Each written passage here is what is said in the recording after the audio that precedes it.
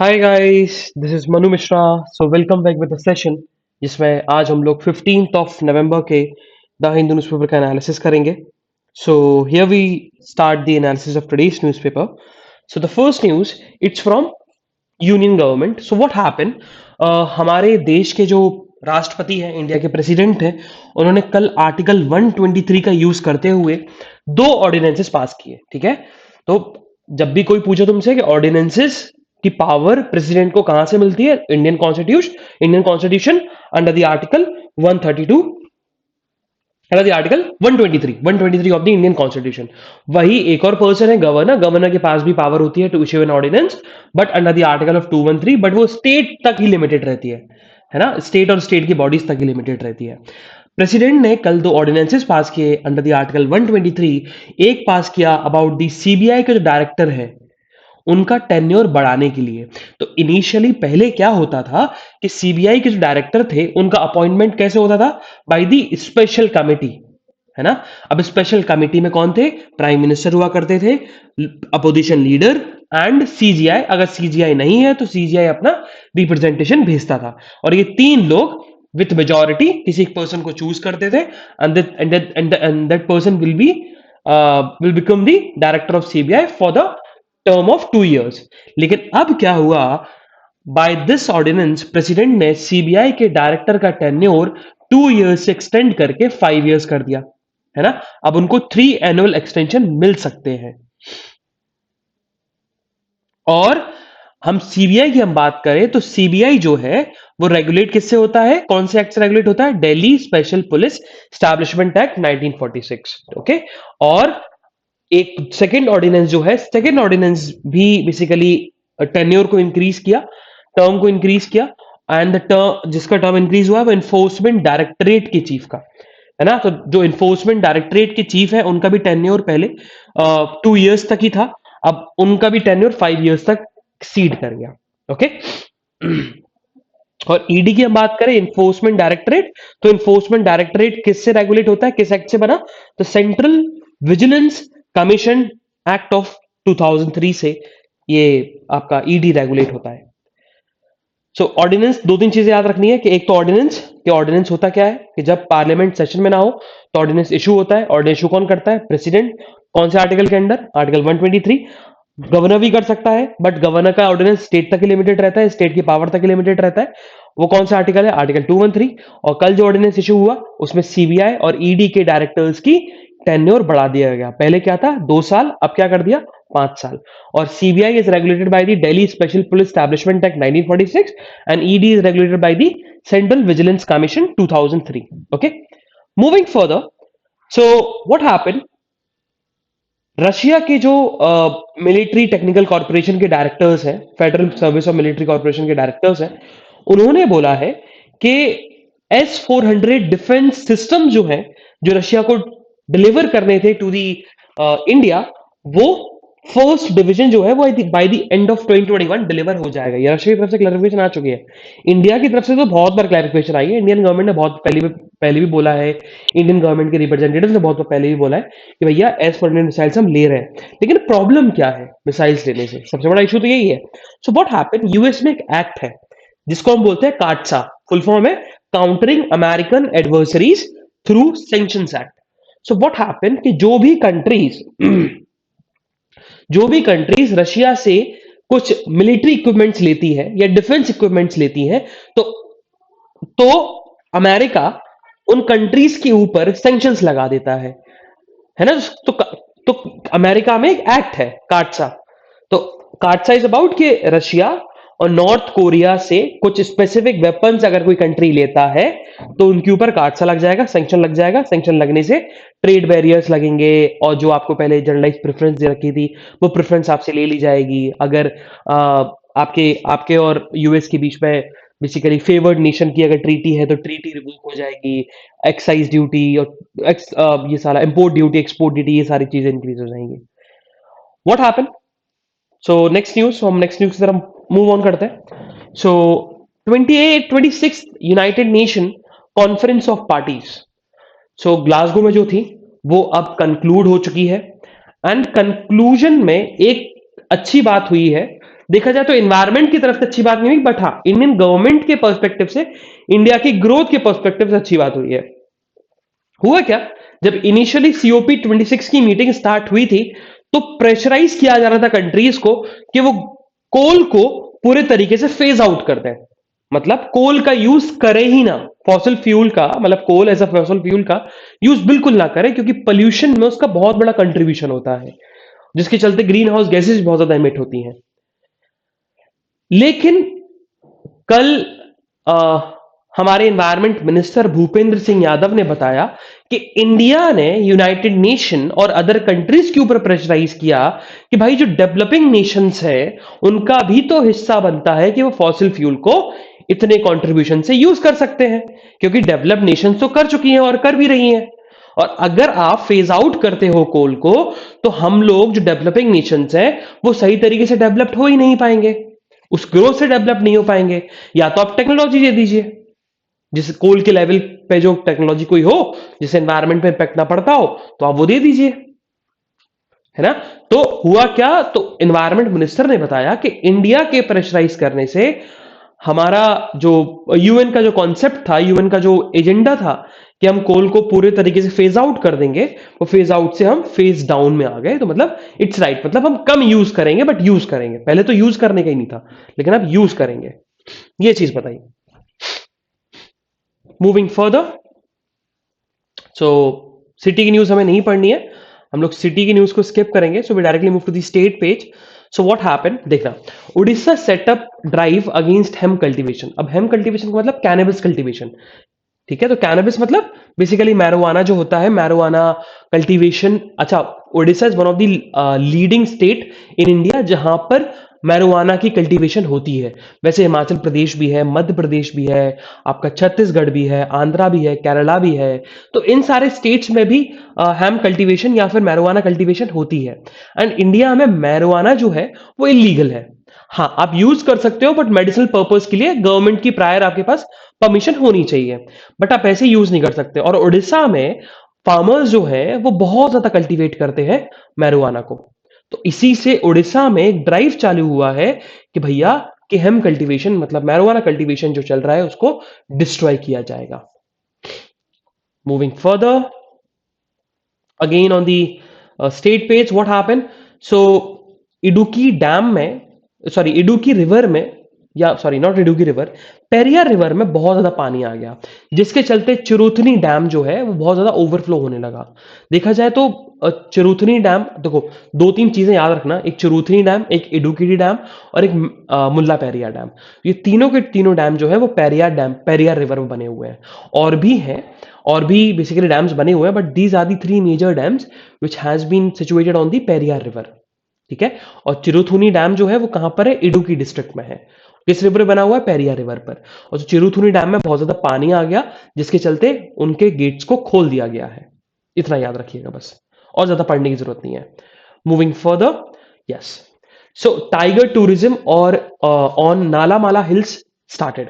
So what happened कि Nallamala hills पहले समझ लो, नालामाला हिल्स है कहां। तो Nallamala hills is on the Eastern Ghat, ठीक है।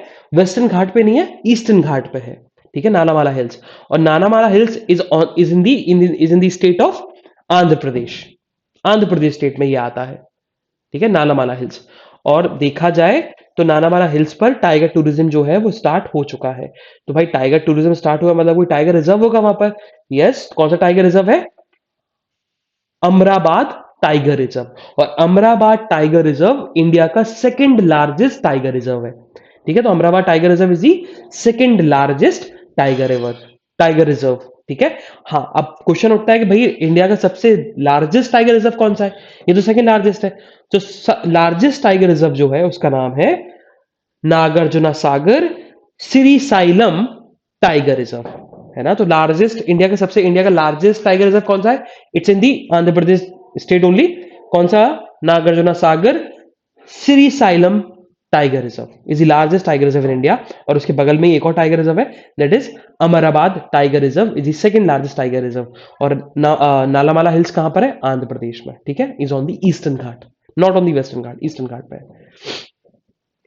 मूविंग फर्दर, सो आज के हम एडिटोरियल की बात करें तो आज हमारे लिए तीन एडिटोरियल इंपॉर्टेंट है। The first one is about striding back into Afghan theatre, इसको ऊपर डिस्कस करेंगे बिल्कुल डिटेल में। The second one a lost cause, इसको ऊपर डिस्कस करने वाले हैं। The third one is a routine matter और अ पनिशमेंट पोस्ट, इसको ऊपर डिस्कस करेंगे। बेसिकली अबाउट कि अभी जो मद्रास हाई कोर्ट के जो सीजे थे उनको बेसिकली हटा दिया गया, उनको उनको सुप्रीम कोर्ट के कोलिजियम ने रिकमेंडेशन दी और उनको ट्रांसफर कर दिया गया मेघालय हाई कोर्ट के मेघालय हाई कोर्ट में एज अ सीजे। तो उसके क्रिटिज्म में लिखा गया है, संजीव बैनर्जी जो है उनकी क्रिटिज्म में लिखा गया है एडिटोरियल के, मतलब ये पनिशमेंट है ना कि ये कोई रूटीन मैटर है। And the fourth editorial it's about the cyber bullying और साइबर क्राइम से रिलेटेड है, रिलेटेड टू द चिल्ड्रन, ठीक है, इन पर्सपेक्टिव ऑफ चिल्ड्रन से रिलेटेड लिखा हुआ है, तो इसको अपन डिस्कस करेंगे। Okay, so let's start with the first editorial जो हमारा अफगानिस्तान वाला है। तो अब ऑथर बेसिकली लिखना क्या चाहते हैं, लेट्स सी क्या है क्या। सो व्हाट हैपन, तो ये वाला जो एडिटोरियल है striding back into Afghan theatre, so what happen, author ने बताया कि अभी रिसेंटली हमने 10th ऑफ नवंबर को स्टार्ट किया था क्या, थर्ड रीजनल सिक्योरिटी डायलॉग, और उसमें रशिया रशिया के साथ साथ ईरान और ईरान के साथ साथ 5 सेंट्रल एशियन रिपब्लिक्स भी, एशियन कंट्रीज भी आई थी, और उन बिल्कुल 7 नेशंस एक्सक्लूडिंग इंडिया, उन 7 नेशंस का उतना ही स्टेक है अफगानिस्तान में जितना इंडिया का है। रशिया का भी उतना ही स्टेक है, ईरान का भी उतना ही स्टेक है, कजाकिस्तान, किर्गिस्तान, आपका तुर्कमेनिस्तान और उज्बेकिस्तान, तो इनका भी उतना ही स्टेट है। वही चीज बताई गई कि इंडिया ने इस रीजनल सिक्योरिटी डायलॉग को जो होस्ट किया है उससे एक बात तो डिपिक्ट कर दी है पूरे नेशन में और अफगान्स को भी, कि इंडिया जरूर डायरेक्टली इन्वॉल्व नहीं हो रहा बट इंडिया भी अफगान अफेयर्स में इन्वॉल्व रहेगा। ये इंडिया ने इंश्योर कर दिया है पॉलिटिकली, स्ट्रेटेजिकली, सारे तरीके से। और देखा जाए तो भाई अब पाकिस्तान और चाइना के एनएसए को भी बुलाया गया था, इन दोनों कंट्रीज के रिप्रेजेंटेटिव को भी बुलाया गया था, बट दोनों कंट्रीज के रिप्रेजेंटेटिव ने मना कर दिया। चाइना ने अपना एक्सक्यूज दे दिया और पाकिस्तान ने मना कर दिया ब्लंटली कि भैया हम नहीं चाहते कि इंडिया अफगानिस्तान के इशू में इन्वॉल्व हो।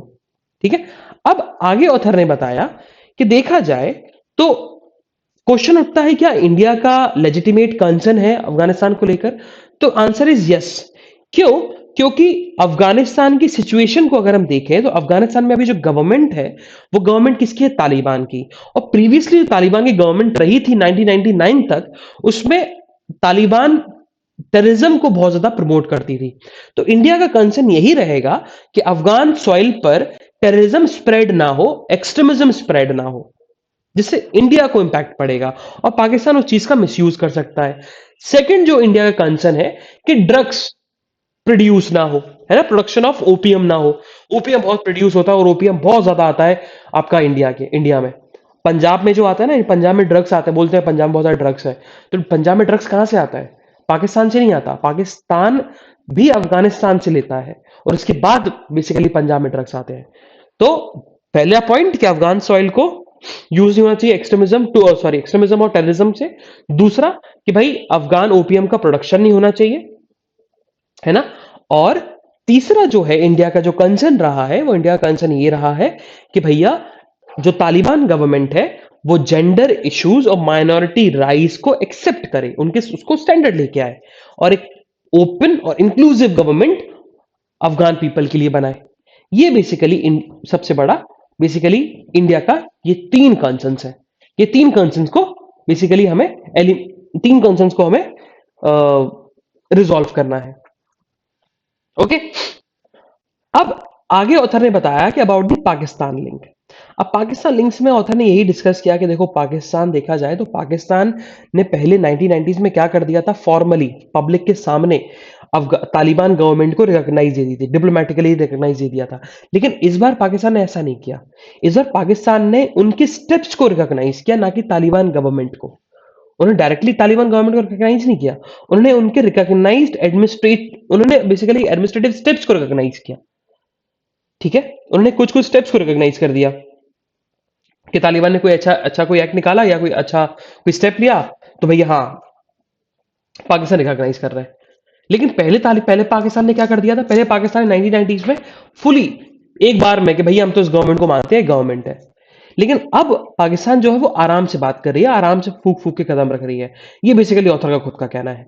तो इंडिया के लिए कंसर्न तो है, क्योंकि पाकिस्तान भी अब थोड़ा सा अवेयर हो चुका है इंटरनेशनल रिलेशंस को लेकर, कि इंटरनेशनल रिलेशंस कैसे बना के रखने हैं, क्या बेसिकली डिप्लोमेटिक कैसे डिप्लोमेटिक स्टेप्स लिए जाते हैं। देन नेक्स्ट पेज में बताया कि आप प्लेस फॉर इंडिया। तो देखा जाए तो इंडिया को कुछ मल्टी फेजेड डिप्लोमेटिक गेम्स खेलने पड़ेंगे, जिससे इंडिया का जो इंटरेस्ट है वो अफगानिस्तान में सेफ गार्ड रहे, प्रमोट होता रहे। अब सबसे पहले क्या कि देखो, इंडिया को बिल्कुल विद कॉजन स्टेप्स लेने चाहिए। अब इन कॉजन का मतलब बिल्कुल कॉजन के साथ साथ विद कॉन्फिडेंस स्टेप लेने चाहिए। अब उसके लिए इंडिया को पहले अफगानिस्तान के ट्रेडिशन और अफगानिस्तान के कल्चर को समझना होगा। ठीक है, देखा जाए तो इंडिया में अफगानिस्तान का कल्चर और ट्रेडिशन पूरी तरीके से डिसअपियर हो रहा है।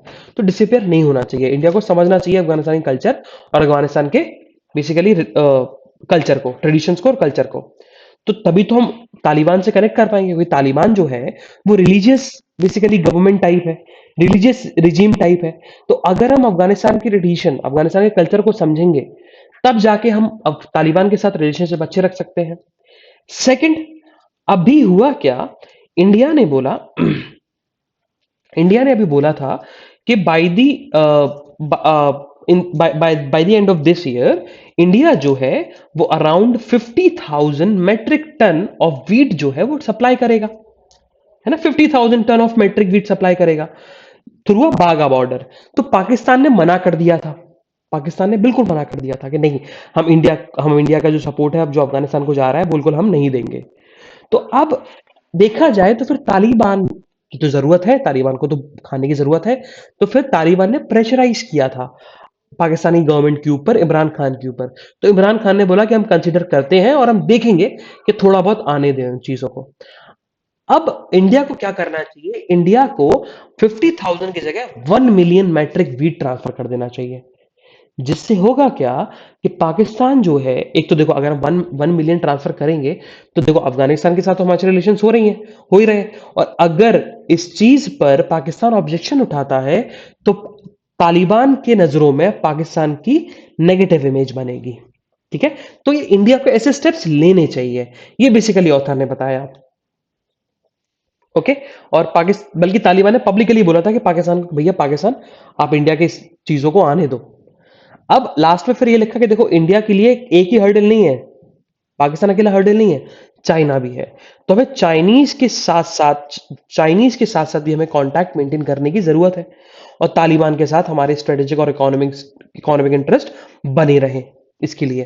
ठीक है, तो यही चीज बोला है कि इंडिया के इकोनॉमिक इंटरेस्ट जो है अफगानिस्तान में बने रहने चाहिए, नहीं तो एक तरीके से प्रेजेंस खत्म हो जाएगी इंडिया की अफगानिस्तान में। तो चाइना को भी कंट्रोल करके रखना पड़ेगा, ये बेसिकली ऑथर ने बताया। नेक्स्ट एडिटोरियल जो है अ लॉस्ट कॉज। अब देखो इसमें अब बेसिकली ऑथर बोलना क्या चाह रहा है। यहां पर हुआ क्या, एक इंसिडेंट हुआ कल गढ़चिरौली, जो कि मध्य प्रदेश में एक डिस्ट्रिक्ट है, वहां पर हुआ। तो वहां पर पुलिस ऑपरेशन हुआ, उस पुलिस ऑपरेशन में 26 सीपीआईएम मतलब communist party of India Maoist, मतलब इसको बोल सकते हैं नक्सलाइट्स, रेबेल्स को मार दिया गया, है ना। पुलिस ने उनको 26 लोगों को मार दिया। लेकिन देखा जाए तो ऐसा नहीं है कि गढ़चिरौली में ऐसा पहली बार हुआ है। गढ़चिरौली में 2018 में भी अप्रैल में ऐसे 2 इंसिडेंट्स हुए थे, और 40 माओइस्ट को मारा गया था। और इन दी नेक्स्ट ईयर, इन दी मे 2019, उन्होंने बदला लिया, माओइस्ट ने बदला लिया और 15 पुलिस पर्सनल्स को मार दिया। तो ऑथर इसमें बता रहे हैं कि देखा जाए तो नक्सलाइट जो 2007 की हम बात करते हैं, जब यूपीए गवर्नमेंट आई थी, 2008 में जब यूपीए गवर्नमेंट आई थी, सॉरी 2004 में जब यूपीए गवर्नमेंट आई थी, और 2007 में खुद मनमोहन सिंह ने नक्सलिज्म को इंटरनल टेररिज्म का टर्म दे दिया था, टर्म कॉइन किया था। तो उस समय जो नक्सलाइट्स का टेररिज्म था वो अब जाके धीरे धीरे डिक्रीज हो रहा है, बहुत डिक्रीज हो गया। माओइस्ट का और नक्सलाइट्स का जो प्रेजेंस है वो भी बहुत कम हो गया, उन्होंने बहुत ज्यादा लीडरशिप को खो दिया। लेकिन इतना लॉसेस होने के बाद भी, अपने लीडर्स को खोने के बाद भी, इतने मिलिट्री ऑपरेशन होने के बाद भी माओस्ट जो हैं वो अपने आर्म स्ट्रगल को नहीं छोड़ रहे, अपने आर्म स्ट्रगल को विड्रॉ नहीं कर रहे, है ना। और सिर्फ अकेला इन सारी चीजों से नहीं हुआ, बल्कि गवर्नमेंट का भी बहुत बड़ा रोल रहा है। गवर्नमेंट ने, होता क्या है, माओस्ट जो होते हैं ना, नक्सलाइट जो होते हैं, वो ट्राइबल लोगों को बेसिकली इन्फ्लुएंस कर लेते हैं। ओके, तो गवर्नमेंट ने भी बेसिकली सपोर्ट किया था थ्रू अ स्कीम ट्राइबल्स लोगों को इकोनॉमिक सपोर्ट दिया, ट्राइबल्स लोगों को स्किल्ड वर्कर्स बनाया। तो जिसके चलते जो ट्राइबल्स है, वो भी पुअर ट्राइबल जो है, उनकी लाइफ भी बेसिकली प्रॉब्लम में नहीं आई। पहले आती थी, अब नहीं आ रही। ठीक है। तो अब लास्ट में ऑथर ने यही लिखा कि हमें कंटिन्यूअसली ऐसे स्टेप्स लेने चाहिए, ऐसा एक्ट करना चाहिए, और हमें पूरे तरीके से जो माओइज्म और जो नेक्सटलिज्म चल रहा है इंडिया में, और कुछ जो वर्स्ट अफेक्टेड डिस्ट्रिक्ट्स है, एरियाज है, उनमें एलिमिनेट किया जाए माओस थ्रेट्स को, नक्सलाइट थ्रेट्स को। ये बेसिकली ऑथर ने बताया। Moving further towards the next editorial, and that is about a routine matter or a punishment post. So what happened? अब देखो ऑथर बताते क्या है। अच्छा, देखा जाए तो ये बहुत सिंपल सा है, ये आप खुद भी पढ़ोगे समझ में आएगा। तो इसमें हुआ क्या, यहाँ पर दो जज की बात की गई। तो पहली बात की गई किसकी, संजीव बैनर्जी की, जो कि मद्रास हाईकोर्ट के सीजे थे, चीफ जस्टिस से। उनको अभी कोलिजियम ने रिकमेंडेशन दी और बोला कि भाई आप मेघालय हाईकोर्ट जाइए। तो ऑथर का कंसर्न यही है कि जहां पर मद्रास हाईकोर्ट में, जहां पर 75 जजेस की स्ट्रेंथ है, आप उन वहां के सीजे को ट्रांसफर कहां कर रहे हो, मेघालय हाईकोर्ट में, जहां पर सिर्फ 4 सीजीआई है, चार चार जजेस हैं, टोटल स्ट्रेंथ ही 4 जजेस की है। तो आप बताना ये चाहते हो कि देखो, पहले आपने 10 महीने पहले, और देखा जाए तो मद्रास हाईकोर्ट के सीजे जब बने थे ये संजीव बैनर्जी, तो ये इनका ट्रांसफर बेसिकली कलकत्ता हाईकोर्ट से हुआ था। कलकत्ता हाईकोर्ट से मद्रास हाईकोर्ट में आए, तो मद्रास हाईकोर्ट में ये सीजे बन गए जनवरी 2021 में, और अभी 10 महीने हुए हैं। तो 10 महीने पहले ये बेसिकली पर्सन अच्छे थे, लेकिन 10 महीने बाद जैसे ही सीजे बने, ये खराब हो गए। अब ये इनकी जो है बेस्ट इंटरेस्ट में नहीं है जुडिशरी, मद्रास हाईकोर्ट की। तो कोलिजियम से बताना क्या चाहता है। फिर बात की जाए जस्टिस भंडारी की, तो जस्टिस भंडारी का भी जो ट्रांसफर है वो इलाहाबाद हाईकोर्ट से मद्रास हाईकोर्ट में किया जाएगा, और वो मद्रास हाईकोर्ट के सबसे सीनियर मोस्ट जज बन जाएंगे। देखा जाए तो जस्टिस भंडारी, जिनको राजस्थान हाईकोर्ट से हटा दिया गया था, किस क्या रीजन पर, कि for the best interest of judiciary, for the best interest of high court, justice Bhandari को हम राजस्थान हाईकोर्ट से इलाहाबाद हाईकोर्ट ट्रांसफर कर रहे हैं।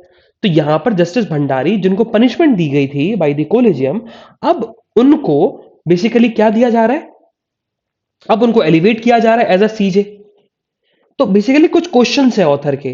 तो यही चीज है कि भाई आपने जिनको पहले पनिशमेंट दिया था, अब उनको आप रिवॉर्ड कर रहे हो थ्रू अ ट्रांसफर, क्योंकि मद्रास हाईकोर्ट के वो सीजे बन जाएंगे, क्योंकि सीनियर मोस्ट जज वही होंगे, है ना। फिर एक और उन्होंने क्वेश्चन यही पूछा कि बेसिकली आप जस्टिस बनर्जी को मेघालय हाईकोर्ट में जो ट्रांसफर कर रहे हो, वो किस रीजन से कर रहे हो, कि जस्टिस बनर्जी गलत है, या फिर जस्टिस भंडारी के फेवर के, जस्टिस भंडारी के बेनिफिट के लिए आप ये सारे काम कर रहे हो। फिर बेसिकली ऑथर ने फिर लास्ट में यही लिखा है कि सेंट्रल गवर्नमेंट को राइटिंग के थ्रू, बाय राइटिंग के थ्रू उनको जनता को, आम जनता को यह बताना चाहिए कि जस्टिस बनर्जी का जो ट्रांसफर हो रहा है वो क्यों हो रहा है। तो क्लैरिफिकेशन लेनी चाहिए, और क्लैरिफिकेशन ले सकता है गवर्नमेंट। ठीक है, क्योंकि आर्टिकल जो 222 है, article 222 of the Indian constitution, जो कि बात करता है ट्रांसफर ऑफ जजेस from a single, from one high court to different high court including CJ also, उसमें सेंट्रल गवर्नमेंट जो है वो रीजन मांग सकता है कि आप ट्रांसफर क्यों कर रहे हो to the college, from the college. लेकिन ऑथर का फिर यही कहना है कि जो लॉ मिनिस्टर है किरण रिजिजू और एनवी रमन्ना, उन दोनों की बहुत ज्यादा बन रही है अभी, तो गवर्नमेंट और किरण रिजिजू की बहुत ज्यादा बन रही है, गवर्नमेंट और जुडिशरी की बहुत अच्छी बन रही है। सो देर आर लेस चांसेस कि सेंट्रल गवर्नमेंट इस चीज पे ऑब्जेक्ट करे। Moving towards the next editorial, that is about the creating safe digital space. तो ये एडिटोरियल आपको खुद से पढ़ना है, क्योंकि ये बहुत सिंपल सा एडिटोरियल है, और यूनेस्को ने बेसिकली ये बोल दिया है रिसेंटली अभी कि फ्रॉम दिस ईयर हम लोग फर्स्ट थर्सडे ऑफ नवंबर को सेलिब्रेट क्या करेंगे, international day against violence and bullying at school, और जिसमें साइबर बुलिंग भी इंक्लूडेड है। तो ये साइबर बुलिंग से रिलेटेड है। तो ये डेटा बता रहा है, इसमें बहुत सारा डेटा भी दिया हुआ है कि भाई कि साइबर बुलिंग जो होती है, देखा जाए तो जिन पर्सन की जिन स्टूडेंट्स के ऊपर साइबर बुलिंग होती है और जिन स्टूडेंट्स के ऊपर साइबर बुलिंग नहीं होती, तो दोनों में कंपेयर किया जाए तो जिन स्टूडेंट्स के ऊपर साइबर बुलिंग होती है they are 3 times more frequent कि वो लोग स्कूल छोड़ देंगे।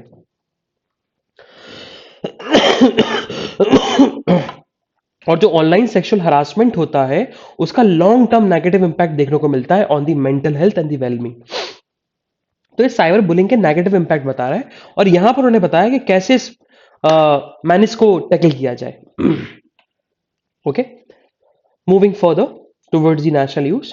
सो हम नेशनल न्यूज की बात करें तो व्हाट हैपन, तो अभी सुप्रीम कोर्ट में एक प्ली फाइल हुई है एंड प्ली इज अबाउट कि भैया प्ली इज अबाउट कि रोड एक्सीडेंट्स में जो लोग अपना हाथ पैर या एक्सीडेंट हो जाता है हैंडीकैप्ड हो जाते हैं तो उन विक्टिम्स को हायर पेमेंट देना चाहिए, हायर कंपनसेशन मिलना चाहिए।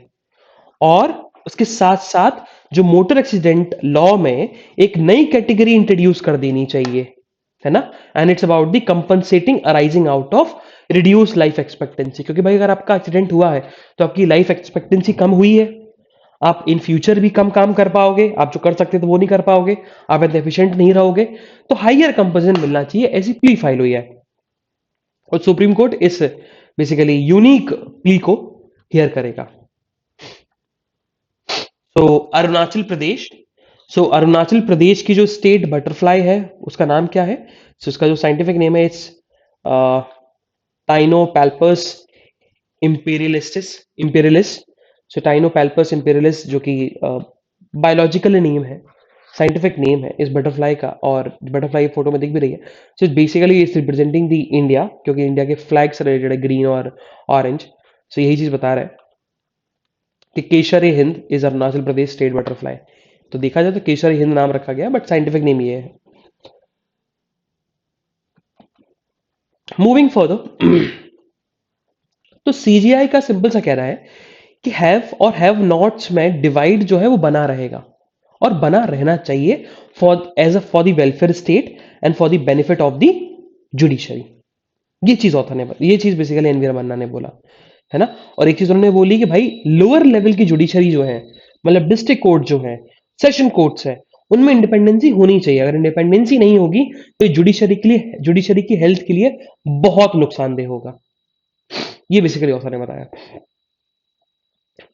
Moving further, so what happen, तो वाइस प्रेसिडेंट जो है वेंकैया नायडू, जब उनसे पूछा गया कि भैया आर्टिकल 370 को जो डाइल्यूट किया गया था, आर्टिकल 370 को हटाया गया था, क्या बहुत हेस्ट तरीके से हटाया गया था, बहुत जल्दबाजी में हटाया गया था, तो उन्होंने बोला नहीं, आर्टिकल 370 जो है कोई जल्दबाजी में नहीं हटाया गया, आराम से सोच समझकर, आराम से प्रॉपर प्लानिंग के साथ आर्टिकल 370 को डिसॉल्व किया गया from the Indian constitution.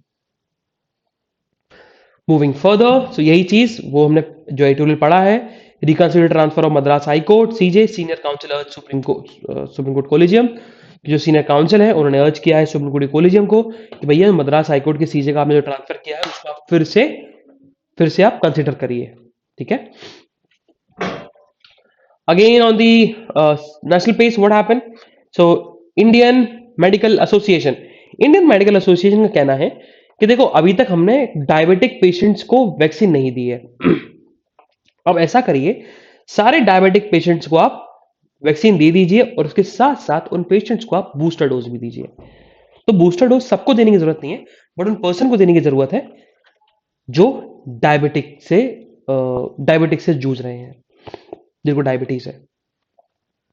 Moving further, so on the world news, so what happened, तो ऑन ट्यूसडे जो बाइडेन और जी जिनपिंग के बीच में वर्चुअल मीटिंग होने वाली है, but before the virtual meeting US के डिप्लोमेट्स और चाइना के डिप्लोमेट्स के बीच पहले ही बहुत ज्यादा टकराव आ गया। और टकराव किसको लेकर है, तालिबान को लेकर है, जिसके चलते ट्रेड बैन्स लग गए एक दूसरे कंट्रीज के ऊपर। चाइना ने यूएस के ऊपर लगाया, यूएस ने चाइना के ऊपर लगा दिया, ठीक है।